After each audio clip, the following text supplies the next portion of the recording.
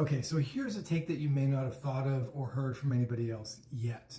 But this is about the young lady who fell in love with her psychiatrist. And I want to offer you something very different. And this is from a perspective from material that I have read over the years. And it's maybe not something that you're aware of.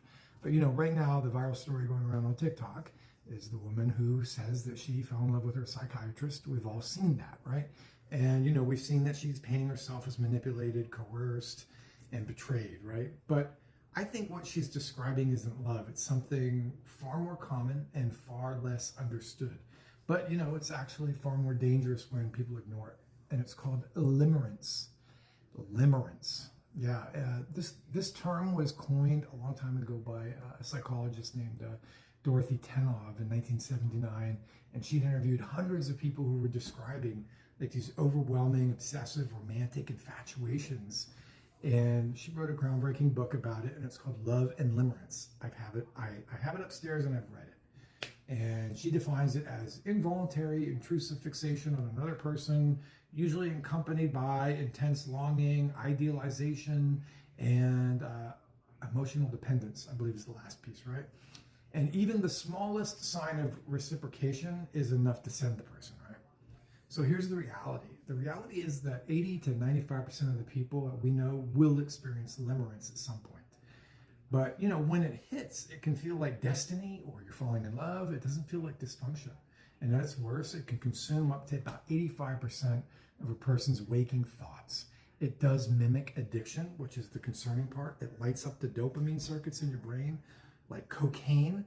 And, the most dangerous part is that it's really fueled by the uncertainty aspect of it, right? The less clear the relationship is, the more intense the obsession becomes. And I'm surprised more people haven't mentioned this. In her TikTok videos, she also mentions her borderline personality disorder, or other people do. It's a diagnosis by definition that includes intense and stable relationships, fear of abandonment, rapidly shifting perceptions of reality in others.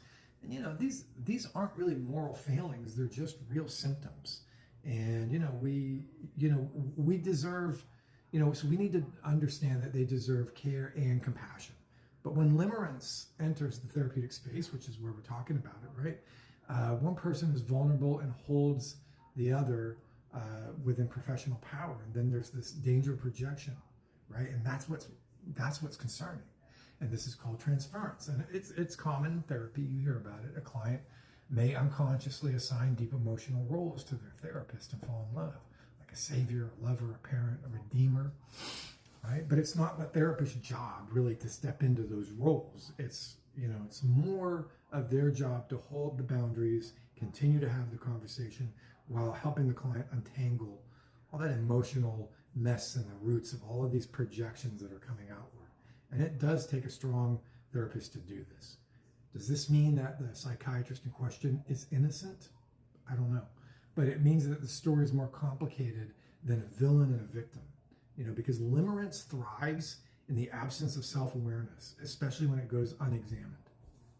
And, without insight, I think that the person experiencing it can cast blame instead of exploring their own unmet needs. And I think that's what we're hearing about, things like childhood wounds, attachment patterns, abandonment.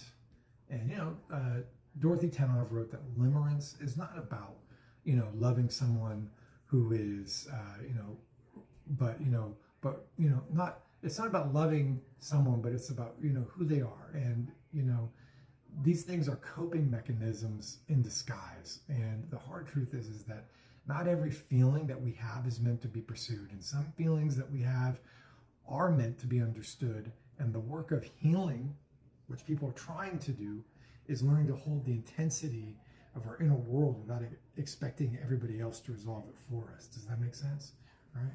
And so if you find yourself also consumed, especially by someone emotionally unavailable, right, or they're in a position of authority like this psychiatrist, you need to realize that you may not be in love, you're just in limerence, right? And so these are the things we need to think about.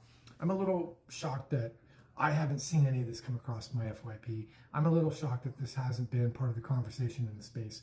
Maybe it has, because there's a billion people on this platform, and eventually I'll start seeing the narrative with this young lady and all of these limerence remarks. So there you go. All the best. Be well. I did my best to deliver something cogent for you.